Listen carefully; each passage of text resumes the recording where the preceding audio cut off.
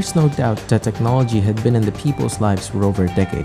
Malware, viruses, hacks, and the most common ones, scams. In the Philippines, the government had issued a bill requiring citizens to register their SIM cards, also known as SIM registration.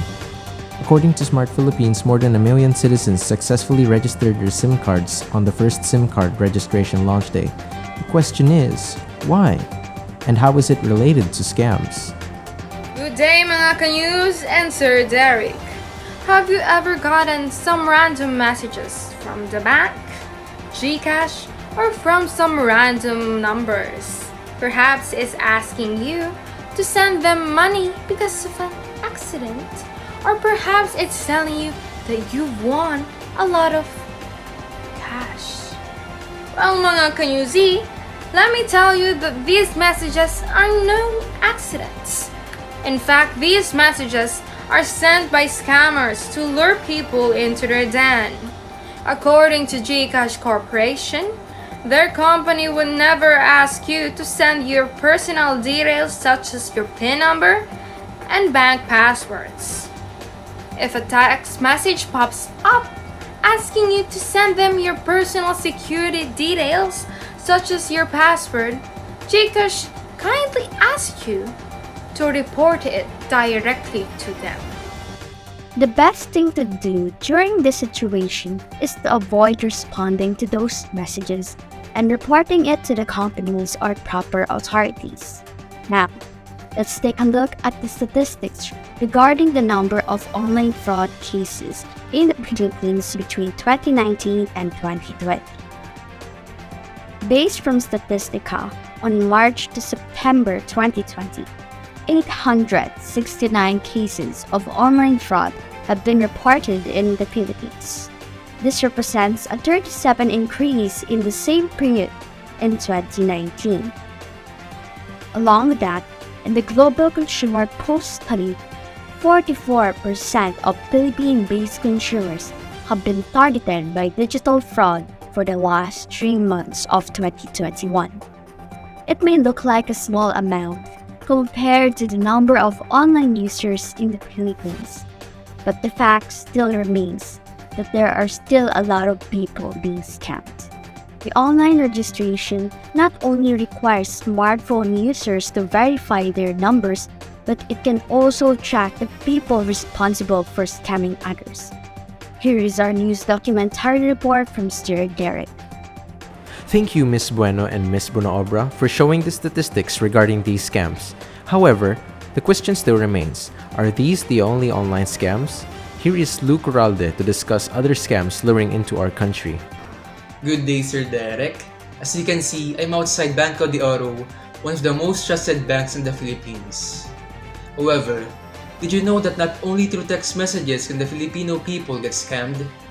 In December 2021, account holders on social media started BDO with complaints regarding losing money in their bank account. The National Bureau of Investigation arrested 5 people tagged in online bank fraud that affected more than 600 clients.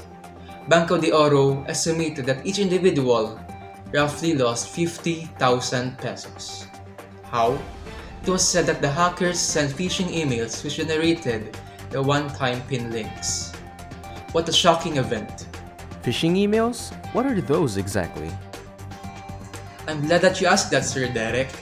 Phishing email is an attempt to steal personal information or to break into online accounts using deceptive emails, messages, ads or sites that look similar to sites you already use. It is quite similar to message scams. However, it is more common in email messages, hence called phishing emails. For example mga ka-news, alam nyo ba yung mga emails na BDO pero hindi talaga BDO? They are just imitating BDO para makuha ang inyong personal details or to spread malicious viruses and malware. Let us hear back from Miss Cherry and Miss Jenny na kanilang differences. Mga ka-news, ano ba ang pinagkaiba ng malware and virus? Napakahirap siguro, especially if may small business ka. And then suddenly, sunod-sunod ang pagbagsak ng iyong negosyo dahil lamang sa mga scammers na ito. I'm so glad that we are discussing this topic because malware and viruses are the same yet different.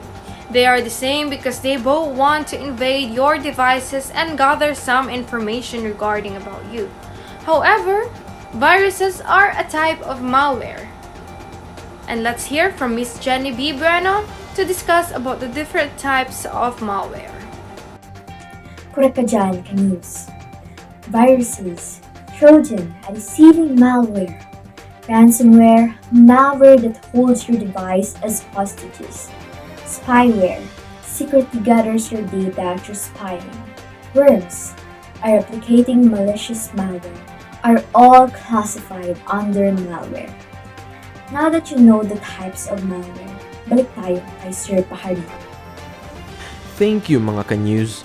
Here's our guest, Ms. Lucanias, to warn you about these scams, frauds, and hackings. All your reports are indeed true. The Philippines is still lacking in the security department in terms on the media. However, we as citizens should also be held responsible. For once, just because your favorite influencer told you to click a site means that you should click that site. Influencers nowadays are one of the leads to scamming people.